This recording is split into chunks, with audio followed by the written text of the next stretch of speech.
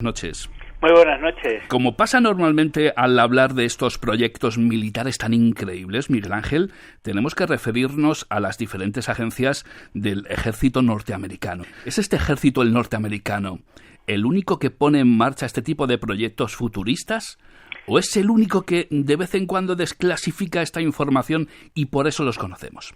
Más bien sería lo segundo, ¿no? Estamos hablando de un inmenso entramado de inteligencia que tiene el gobierno de Estados Unidos. Recordemos que solamente Estados Unidos tiene 16 agencias de inteligencia distintas, ¿no? Entonces ahí es, digamos, una superioridad táctica tan grande por encima de otros gobiernos que sorprende, ¿no? Lo que sí es un cierto aperturismo bastante más que muy por encima del chino y muy por encima del ruso, es una ley, por ejemplo, que tiene Estados Unidos que se llama Acta de Libertad de Información, una ley que fue aprobada con el 36 presidente de Estados Unidos en 1966, y digamos que sería una ley que permite que si un ciudadano estadounidense hace una petición de información clasificada, de información secreta a su gobierno y ésta digamos, pone en compromiso la seguridad nacional, entonces puede ser, vamos a decir, desclasificada, ¿no? Puede ser, pasa a un comité y se publica. Uh-huh. En este caso estaríamos hablando del ciudadano en concreto que motivó que el pasado 16 de enero de 2019 una de las agencias quizás con más peso, no muy conocida, pero lo que sería la Agencia de Inteligencia de Defensa, la DIA, que es una especie de CIA militar, respondiese a una petición de Steve Afterwood, que es un científico muy curioso, porque es un científico que forma parte de la Federación de Científicos Americanos. En esa federación hay concretamente un proyecto que se llama de secretismo gubernamental. Entonces, básicamente de lo que estaríamos hablando es de una asociación de científicos que tratan de establecer, vamos a decir, una especie de control civil sobre las actividades secretas del gobierno de Estados Unidos. Como contabas hace un segundito, todo esto explota cuando Steve Afterwood, científico y activista político norteamericano, pues pide esta información sobre un proyecto llamado Proyecto Avanzado de Identificación de Amenazas Aeroespaciales. Ahí es nada.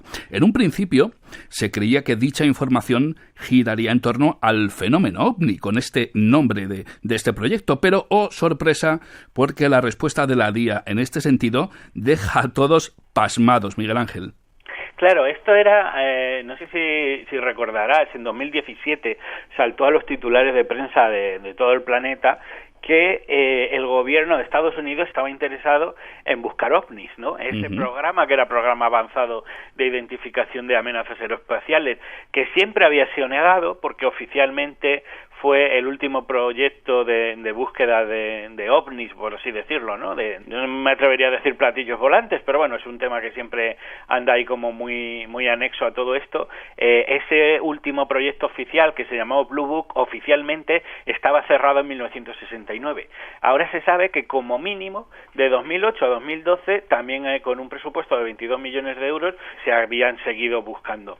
Claro, Steve Afterwood lo que hace es decir, bueno, queremos saber más sobre los ovnis, y lo que la DIA le dice es que digamos que ese programa avanzado en realidad era una especie de paraguas sobre el que existían otros muchos proyectos, concretamente 38, otros muchos proyectos que yo cuando los leo directamente pienso que es mucho más interesante que la búsqueda de ovnis. Lo que hay muy patente una vez que se ve la lista, porque tenemos que explicar que la lista, los proyectos no se han hecho públicos. Digamos que en este sentido la desclasificación de la DIA es muy escueta. Lo que tenemos son 38 títulos de proyectos que constan, ¿no? Como que han sido llevados a cabo en algún momento. Yo entiendo que si ahora se dan a conocer es porque ya no son de última generación, claro, ya no son novedosos, pero es que cuando entras a ello, la gran mayoría de ellos son absolutamente de películas de ciencia ficción. Venga, Miguel Ángel, vamos a hablar de algunos de estos proyectos que nos suenan, como dices, a pura ciencia ficción.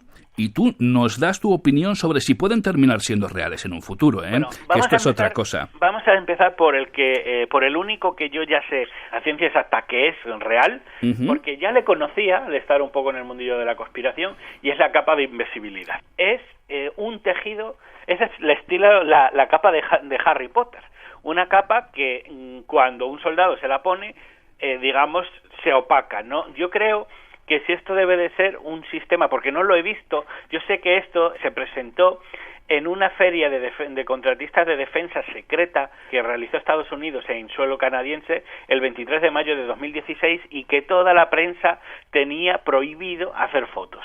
Esto lo presentó una empresa que se llamaba Hyper Steel Biotechnology Corporation, y básicamente sería un tejido que es capaz de ondular la luz en torno al tejido. No tanto que sea invisible, sino que, digamos, el tejido permitiría que la luz se curvase en torno a él de tal manera que, en cierto modo, tuvieras lo que está detrás de ese soldado, de ese tanque o de lo que sea el objeto que está cubriendo esa capa de invisibilidad. Y que quizás a mí me parece fascinante, y quizás sea el menos espectacular de los que hay. Pero fíjate lo que me estás diciendo, ¿eh? Que una capa de invisibilidad sea de los menos espectaculares. ¿Qué me vas a contar? Porque siguiendo con esta capa de invisibilidad, Miguel Ángel, ¿esto llegó a algún periodista a verlo? Sí.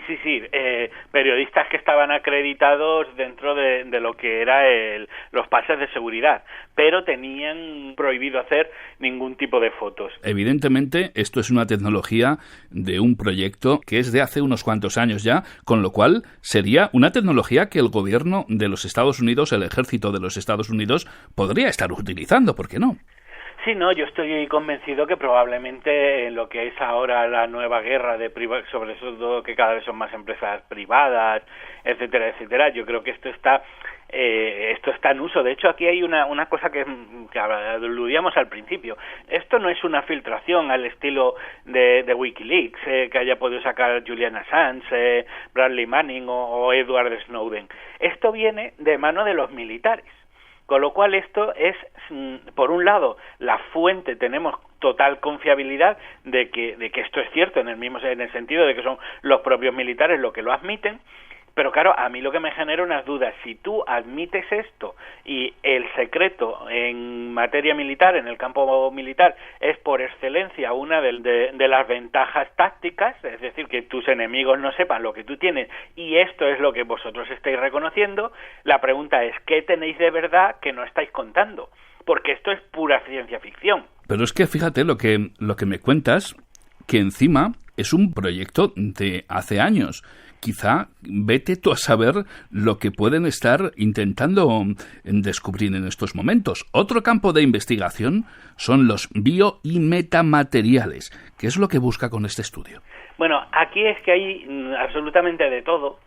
Muchos de los sistemas que vamos a ver, algunos de ellos no solamente es que sean temas de ciencia ficción, sino que algunos de ellos, como veremos, como la energía del punto cero, son sistemas o tecnologías disruptivas, es decir, aquellas que yo creo que tendrían la capacidad de cambiar la civilización o la historia como la conocemos, ¿no? Dentro de los bio y metamateriales lo que están hablando es de una cantidad inmensa de nuevos sistemas, de nuevos materiales en el fondo, que de alguna manera empezaran a hacer, hay muchos tipos, uno de ellos es lo que se llama la nanobioelectrónica, y que sin duda busca pues una especie de fusión entre lo tecnológico y lo biológico. Hablaríamos, por ejemplo, de memorias que pudieran funcionar leyendo ADN, o pueden funcionar como el que se inyecta una especie de USB con memoria dentro de sí, pero ese elemento no es tóxico para el cuerpo. Eso se ha llamado procesamiento subcutáneo, y la verdad que hay aquí un campo brutal. Claro, Miguel Ángel, pero ¿qué tipo de ventajas supondrían este tipo de materiales para un ejército? Mira, cualquier cosa, pero literalmente. Una parte sería lo que es ir hablando sobre los cyborgs, Y yo creo que quizás los mejores ejemplos muchas veces vienen también del cine. Estos que parecen los superhéroes de Marvel, que al final es como un humano normal, pero tienen unas especies de trajes que los confieren unas peculiaridades, unos poderes tan absolutamente fuertes que los hacen, digamos, como superhéroes. En el fondo de lo que se está trabajando es esto, ¿no? Nuevas formas de ir uniendo lo tecnológico con lo humano, con lo biológico, para obtener, que es casi un tema de transhumanismo, ¿no? Para obtener, digamos, una ventaja táctica fundamental. Hay un proyecto que yo creo que muestra muy bien todo lo que puede dar esto de sí, que para mí es la materia programable.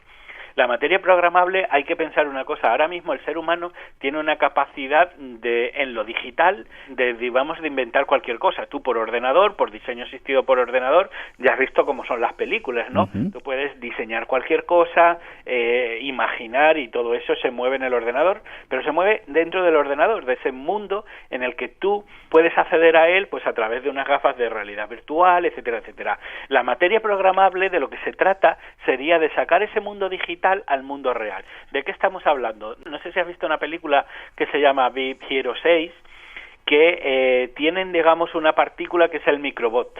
Los microbots serían como pequeños robots un poquito más grandes que una uña, que tienen la capacidad de ensamblarse unos con otros. Uh-huh. Entonces, todos los microbots responderían al mismo estímulo. Entonces, básicamente es como si tuviéramos un tente muy pequeñito con pequeños cubos, prácticamente, como he dicho, de 1 centímetro o menos, que, por ejemplo, yo les dé la orden de que todos se ensamblen formando una escalera, y de pronto ellos tienen capacidad de moverse, y ellos se van colocando todo como si fuera un gran enjambre de partículas inteligentes que forman cualquier, vamos a decir, forma de las que tú les pidas. Pueden ser un muro, pueden ser un tanque, pueden ser una escalera, pueden ser muchas cosas, ¿no? Entonces, de hecho, esto se trabaja también como punta de lanza de la conquista del espacio. Si tú con los microbots puedes hacer muchas cosas, a lo mejor no es mejor llevarte a Marte muchos objetos, sino muchos microbots, porque teniendo muchos microbots tienes casi cualquier objeto que tú quieras poner. Y esto es algo tan así que puede cambiar la realidad. Y tanto puede cambiar la realidad, porque estamos hablando de una tecnología, aunque todo esto de los nanobots suene muy futurista, realmente llevamos años escuchando hablar de tecnología de micropartículas, ¿no? Claro, en el fondo es esto, es cuanto más pequeños sean los microbots o más pequeños sean los nanobots, en cierto sentido mejor. Esto, imagínate una especie de polvo, una especie de arena que tomase formas. En el fondo, lo que estamos hablando es casi aquel Terminator, aquel robot de metal líquido que podía adoptar cualquier forma.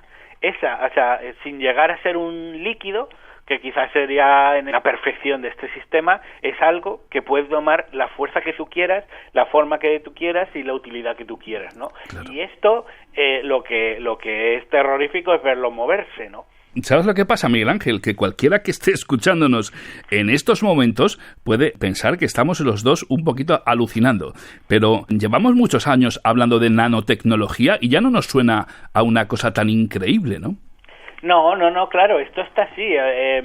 Lo que pasa que aquí hay que decir que la tecnología llega a la sociedad civil en oleadas, es decir, una cosa es lo que los militares tengan y sea secreto, otra cosa es lo que sea ciencia de vanguardia en universidades y que se esté trabajando con ello, y otro es aquello que se populariza. Claro, el problema de esto es que son proyectos tan tecnológicos, tan complejos, que a veces si no los explicas un poco es fácil perder el hilo. Claro. Pero una de las cuestiones que me pregunto es ¿cuántos años de adelanto lleva la tecnología militar secreta frente al conocimiento de la población civil? A mí me da que aquí puede haber elementos que nos saquen entre 3 y 4, 30 y 40 años de ventaja. Es decir, para alguien de la calle esto sigue siendo ciencia ficción, pero ya no lo es. Ese es quizás el gran punto al que quería llegar, ¿no? Claro, Miguel Ángel, como hace 25 años o 30 años nos podría parecer al resto de los mortales que una simple videoconferencia era ciencia ficción. Sin embargo, ahora mismo está al orden del día. Internet es un invento militar.